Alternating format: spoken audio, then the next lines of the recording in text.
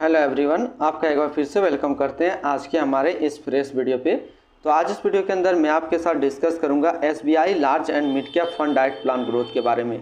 इसमें मैं आपसे डिस्कस करूंगा कि ये जो म्यूचुअल फंड है इसने पिछले 1 साल, 3 साल, 5 साल या फिर एनुअल रिटर्न क्या दिया है, आज के डेट में इसका एक एनएवी का प्राइस क्या है, ये कितने स्टार रेटिंग म्यूचुअल फंड है, इसमें मिनिमम एसआईपी अमाउंट क्या है और इसका फंड साइज क्या है। साथ ही साथ मैं आपसे डिस्कस करूंगा कि SBI large and mid cap fund direct plan growth के अंदर कौन कौन सा स्टॉक लिस्टेड है और यदि आप इसमें कुछ इन्वेस्टमेंट करते हैं तो आने वाले 1 साल, 3 साल, 5 साल के अंदर आपको क्या रिटर्न देखने को मिलेगा।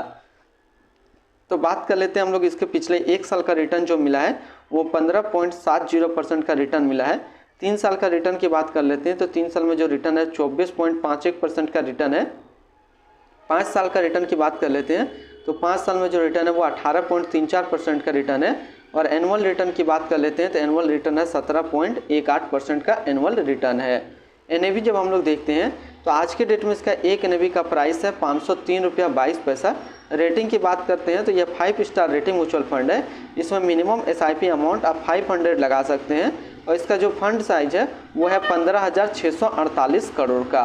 अब हम लोग रिटर्न कैलकुलेटर देखते हैं। रिटर्न कैलकुलेटर में देखेंगे कि यदि आप इस म्यूचुअल फंड के अंदर 5,000 रुपया पर मंथ एसआईपी कर रहे हैं तो आने वाले 1 साल, 3 साल और 5 साल के अंदर आपको क्या रिटर्न देखने को मिलेगा। तो बात करते हैं हम लोग 1 साल का। 1 साल में जो आपका पैसा जमा होगा वो जमा होगा 60,000 रुपया, आपको मिलेगा 67,529 रुपया। 3 साल की बात कर लेते हैं तो 3 साल में जो आपका पैसा जमा होगा वो जमा होगा 1,80,000 रुपया, आपको मिलेगा 2,35,803 रुपया।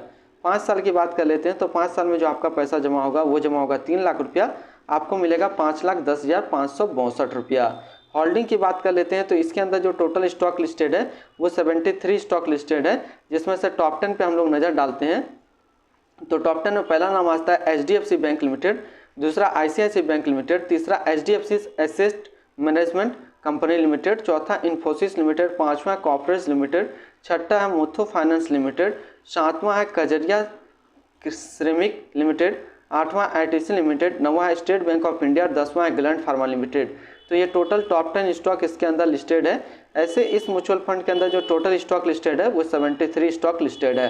अब हम लोग रिटर्न एंड रैंकिंग की बात कर लेते हैं तो 1 साल में जो फंड रिटर्न है वो है 15.60 का, 3 साल में 24.5 का, 5 साल में 18.3 का और एनुअल देखा जाए तो 17.1 का है।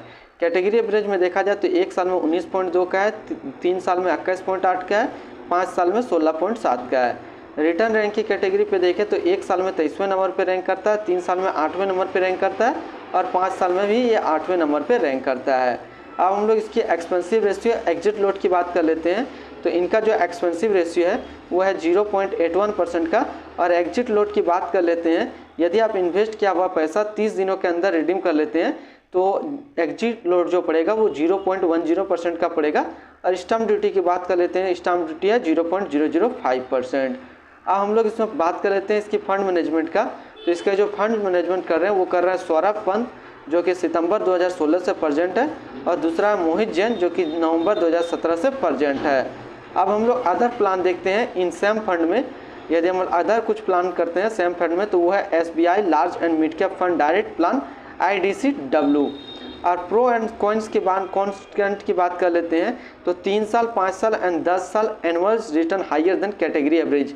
यदि हम लोग देखें 3 साल, 5 साल एंड 10 साल का जो एनुअल रिटर्न है वो हायर देन है category average. Lower expensive ratio है जो कि है 0.81% का, हायर अल्फा है जो कि 6.64% का, ये प्रो है। तो आज इस वीडियो के अंदर मैंने आपके साथ डिस्कस किया SBI large and mid cap fund direct plan growth के बारे में। फिर मिलते हैं हम लोग नेक्स्ट कोई इस तरीके का वीडियो की अच्छी जानकारी को लेकर के।